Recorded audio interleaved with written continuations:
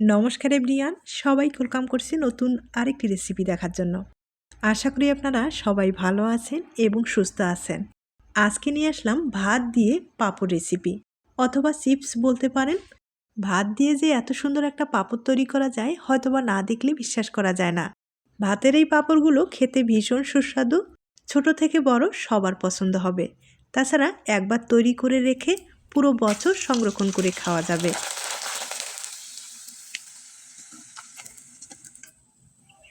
এবার চলুন মূল রেসিপিতে যাওয়া যাক, আশা করি আপনাদের ভালো লাগবে।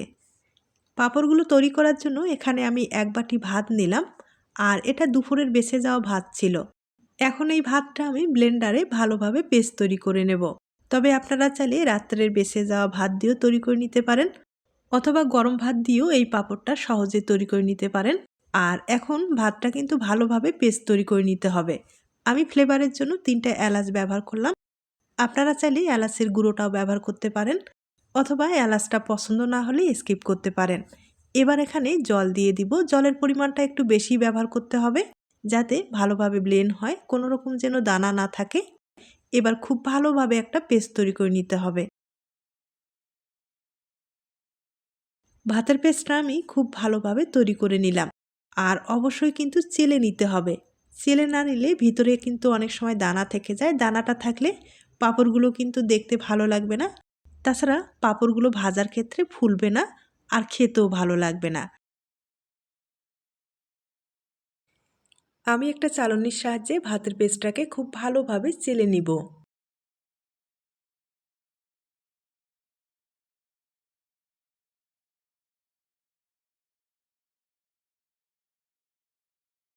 ভাতের পেস্টটাকে খুব ভালোভাবে চেলে নিলাম।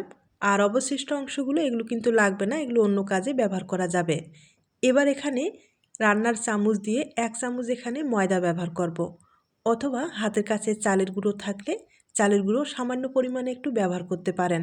আর একান্তই কোনো কিছু না থাকলে ব্যবহার করার দরকার নেই, শুধু ভাতের পেস্টটা দিয়ে আপনারা পাঁপড় অথবা চিপসগুলো তৈরি করে নিতে পারেন। স্বাদ মতো লবণ দিয়ে দিলাম। এবার এখানে জল দিয়ে ভালোভাবে একটা বেটার তৈরি করে নিতে হবে। এই বেটারটা কিন্তু পাতলা করে তৈরি করে নিতে হবে। এখন সব কিছু একটু খুব ভালোভাবে মিশিয়ে নেব।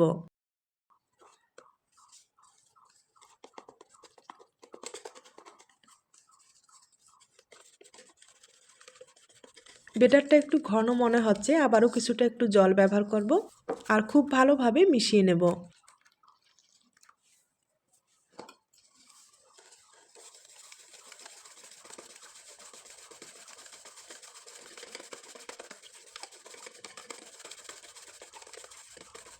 বেটারটা আমি খুব ভালোভাবে তৈরি করে নিলাম।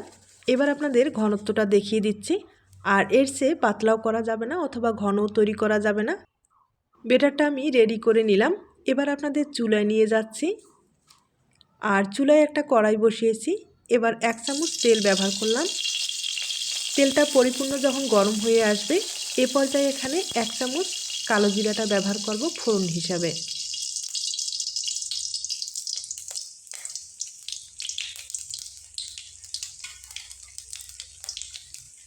কালো জিরাটা দেওয়ার পরে যখন পরিপূর্ণ একটা ঘ্রাণ আসবে, এ পর্যায়ে এখানে যে বেটারটা রেডি করলাম সেটা দিয়ে দিতে হবে। আর খুব ভালোভাবে কিন্তু নেড়েচেড়ে নিতে হবে।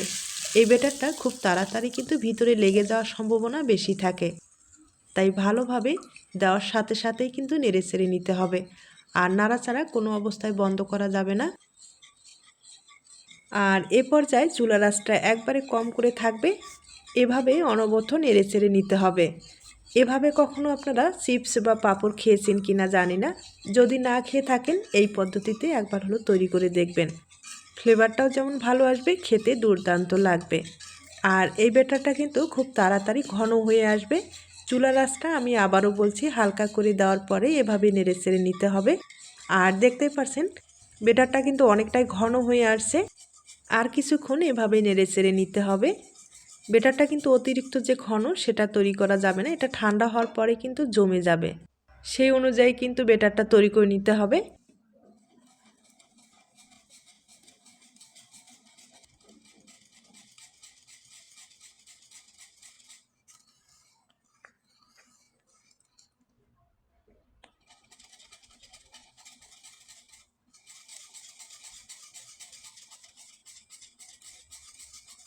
বেটারটা কিন্তু পুরোপুরি হয়ে গেছে আর এরকমই ঘন থাকবে, এর চেয়ে পাতলা অথবা ঘন তৈরি করা যাবে না। ঘন তৈরি করতে গেলে পাঁপড়গুলো তৈরি করতে সমস্যা হয়ে যাবে। এবার চুলাটা আমি অফ করে দেব আর অবশ্যই একটা ঢাকনা ব্যবহার করতে হবে। আর যতটুকু সম্ভব গরম অবস্থায় পাঁপড়গুলো তৈরি করে নিতে হবে। এখন আমি একটা ঢাকনা ব্যবহার করলাম আর খুব তাড়াতাড়ি কিন্তু পাঁপড়গুলো তৈরি করে নিতে হবে। আপনাদের আমি ছাদে নিয়ে এসেছি, একটা প্লাস্টিক ব্যবহার করলাম, প্লাস্টিকে হালকা করে একটু তেল লাগিয়ে নিতে হবে। এই ভাতের পাঁপড়গুলো তৈরি করতে গেলে অবশ্যই কিন্তু প্লাস্টিক ব্যবহার করতে হবে আর অবশ্যই রোদ লাগবে, রোদ ছাড়া এই পাঁপড়গুলো তৈরি করতে পারবেন না। আমি প্লাস্টিকে ভালোভাবে তেল লাগিয়ে নিলাম আর এখন যেটা করতে হবে, এই পাঁপড়ের গোল শেপটা নিয়ে আসার জন্য এখানে কিছুটা আমি ছুরি ব্যবহার করব। এই ছুরির সাহায্যে পাঁপড়টা গোল হবে, দেখতে ভালো লাগবে। এখন আমি ছুরিতে হালকা করে একটু তেল লাগিয়ে নিলাম, তাহলে ছুরিটা কিন্তু খুব ইজিভাবে উঠে আসবে, কোনো রকম সমস্যা হবে না।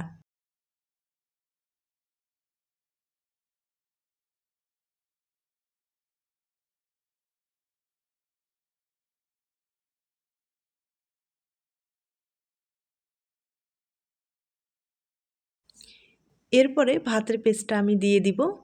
তবে হ্যাঁ, এখানে আবারও বলবো, ভাতের পেস্টটা কিন্তু গরম অবস্থায় তাড়াতাড়ি দিয়ে দিতে হবে। ঠান্ডা হওয়ার পরে এগুলো কিন্তু জমে যাবে, দিতে পারবেন না। যতটুকু সম্ভব গরম অবস্থায় দিতে হবে।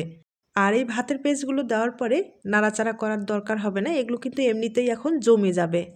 আর এই ভাতের পাঁপড়গুলো শুকাতে অবশ্যই কিন্তু প্রচুর পরিমাণে রৌদ্রের দরকার হবে। রোদ থাকলে 2 হইতে 3 দিনের মতো হলেই এই পাঁপড়গুলো শুকিয়ে যাবে। ভাতের পাঁপড় আপনারা খেয়েছেন কিনা জানি না, এভাবে একবার ট্রাই করে দেখুন। একবার খেলে বারবার এই ভাতের পাঁপড়টাই কিন্তু খেতে ইচ্ছে করবে।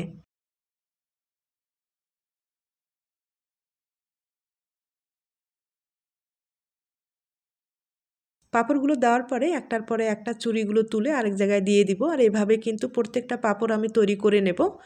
আর এগুলো কিন্তু আঁকাবাঁকার হওয়ার কোনো রকম চান্স নেই, দেখতে পারছেন। এই পাঁপড়গুলো দেওয়ার সাথে কিন্তু জমে যায়, আমি আবারও বলছি। আর 2-1টা হয়তো বা আঁকাবাঁকা হতে পারে, এটা কোনো সমস্যা না।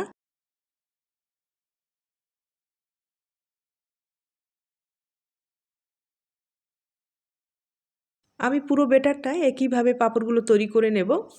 এবার কিছুটা বেটারে ফুড কালার ব্যবহার করলাম দেখার সৌন্দর্যে। আপনাদের যদি ফুড কালারটা পছন্দ হয় দিয়ে দিবেন, না হলে স্কিপ করতে পারেন।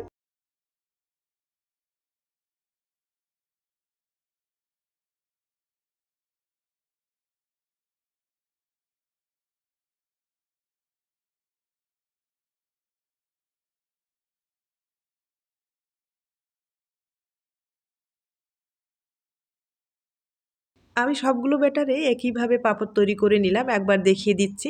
দেখতেই পারছেন কতগুলো পাঁপড় হয়েছে, সবটাই কিন্তু গোল হয়েছে, হয়তো বা আঁকা বাঁকা 2-1টা হয়েছে। আর এগুলো এখন শুকাতে হবে। যদি ভালোভাবে রোদ থাকে তাহলে কিন্তু 2 দিনের মতো সময় লেগে যেতে পারে। ভাতের পাঁপড় খেতে কিন্তু ভীষণ সুস্বাদু, আমি আবারও বলছি। অনেক সময় ভাত কিন্তু আমাদের বেঁচে যায়, হয়তোবা ওই ভাত ফেলেও দিতে হয়। ফেলে না দিয়ে আপনারা খুব সহজেই কিন্তু এই ধরনের পাঁপড়গুলো তৈরি করে নিতে পারেন। বাচ্চা থেকে বড় সবার পছন্দ হবে। তাছাড়া বাচ্চারা যখন চিপস খেতে বায়না করবে, আপনারা সহজেই এই ভাতের পাঁপড়গুলো বা চিপসগুলো ভেজে দিতে পারেন।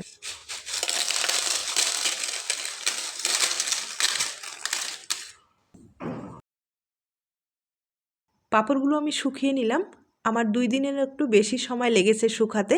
দেখতেই পাচ্ছেন শুকানোর পরে কতটা সুন্দর হয়েছে। প্রত্যেকটা পাঁপড় কিন্তু খুব সুন্দর হয়েছে, হয়তোবা আপনারা দেখে বুঝতে পেরেছেন।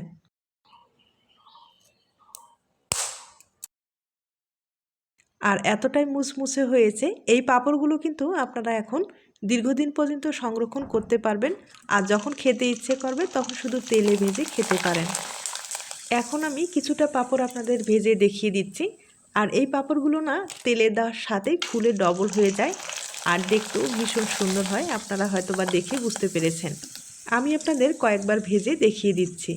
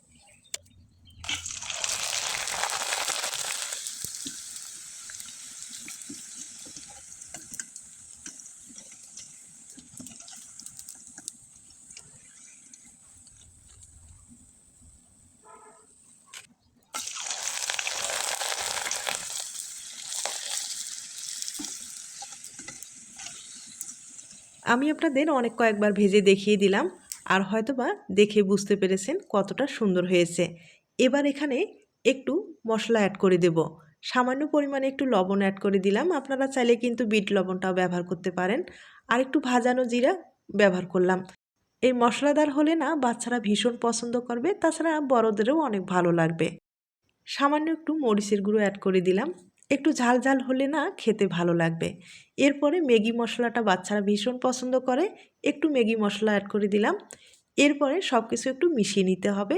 এভাবে একবার খেয়ে দেখবেন, দেখবেন বাজারের চিপসের চেয়ে কোনো অংশে কম হবে না। আমার মনে হয় একবার তৈরি করলে কিন্তু আপনাদের বারবার তৈরি করার ইচ্ছে করবে। এভাবে ভেজেও কিন্তু আপনারা বক্সে ভরে 1 সপ্তাহ পর্যন্ত রেখে দিতে পারেন, তাতে খেতে ভালোই লাগবে। এখন আপনাদের একটা ভেঙে দেখিয়ে দিচ্ছি, তবে ছোট্ট একটা রিকোয়েস্ট থাকবে। এই চিপসের রেসিপিটি বা পাঁপড়ের রেসিপিটি আপনাদের কাছে যদি ভালো লেগে থাকে বা আপনার কোনো উপকারে আসতে পারে, তাহলে কিন্তু একটা লাইক দিতে পারেন। তাহলে আজ এ পর্যন্ত, নতুন কোনো রেসিপির সাথে আবার দেখা হবে। সবাই ভালো থাকবেন এবং সুস্থ থাকবেন।